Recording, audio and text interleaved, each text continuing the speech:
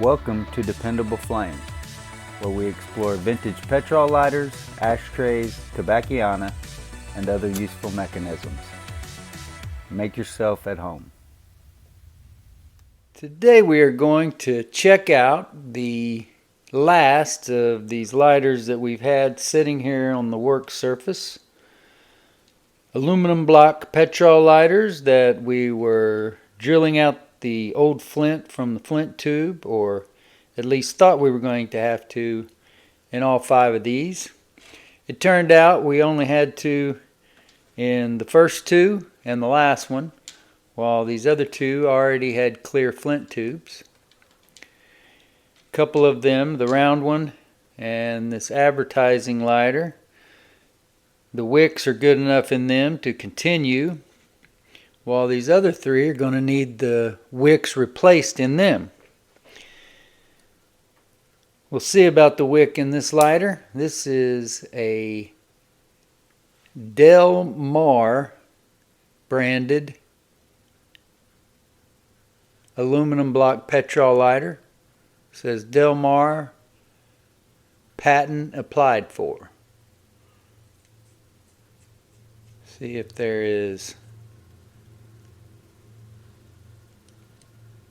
There is an integrated screwdriver. So we will go ahead and use that to remove this inset screw.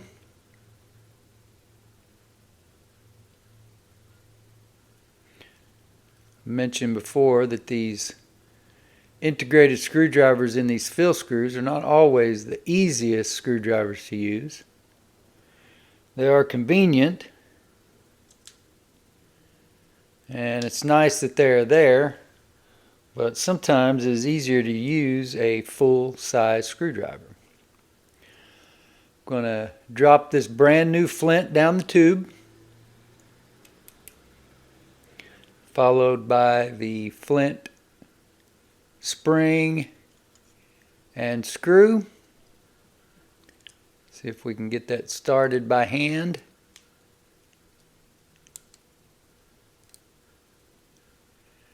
And it looks like we can.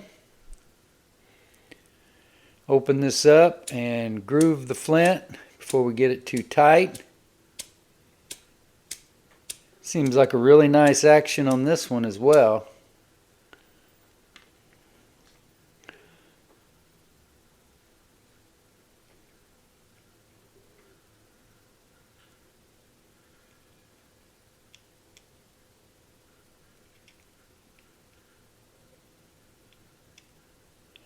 Well, you get the idea.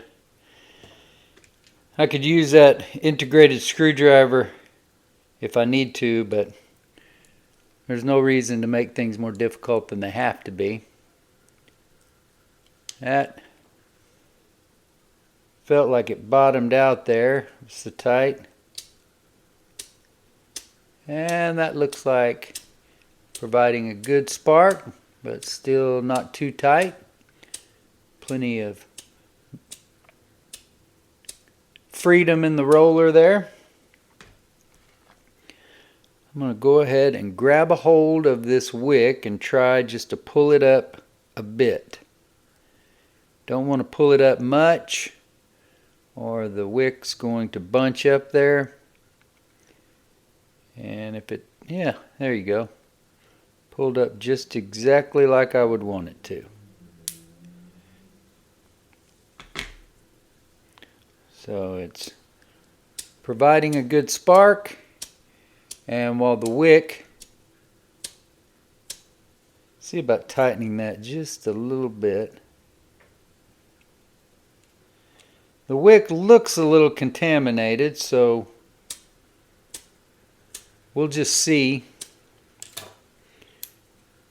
how well that wick will sustain a flame. Roncinol is the fluid that I've been using most often lately, as I can get it for the cheapest amount of money. Typically at Winco around here, you can see that wadding is not real tight. So I'm going to shake that out off camera real quick. Just one little shake. That wadding should hold it well enough. But the price of these 12-ounce bottles of Ronsonol at Winco is a fraction of the price of buying the same bottle on Amazon or a bottle of Zippo fluid anywhere else, at local Walmart, grocery stores, other department stores. So that's why I'm using the Ronsonol. I've never had any problem with it. I use it interchangeably depending on which I can get the cheapest, and it seems to me to work just fine. So I have a little bit of, I've wiped these down, but not exactly cleaned them up the best that they probably should be before I get ready to sell them. And there was some carbon buildup right there, which happens around the ignition areas of these old lighters. This is another high polish finish and sort of short and squat with a big fat roller that lights right up. So you can see there was some excess fluid there that made it a little volatile, but that all seems to have burned up at this point. Didn't travel over to my finger or anything like that.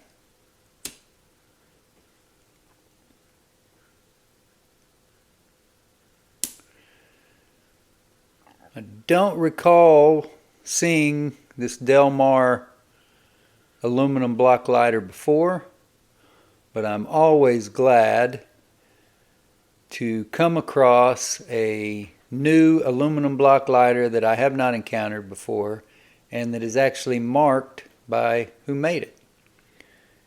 Whether or not this one is listed on any of the other vintage lighter sites like the Toledo Bend VCL site that Frank Dutton put together several years ago, Lighter Library, or any of those. We'll have to see when we do the individual show and tell video for this lighter. But all in all,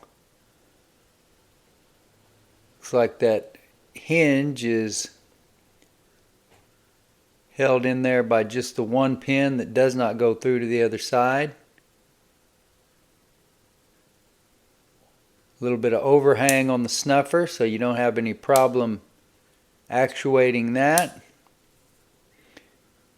And like I said, it's a short little lighter, short, broad, and maybe a little fat, with a big, fat, short roller on it.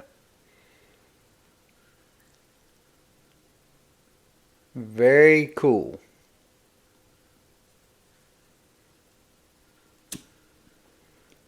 Until next time.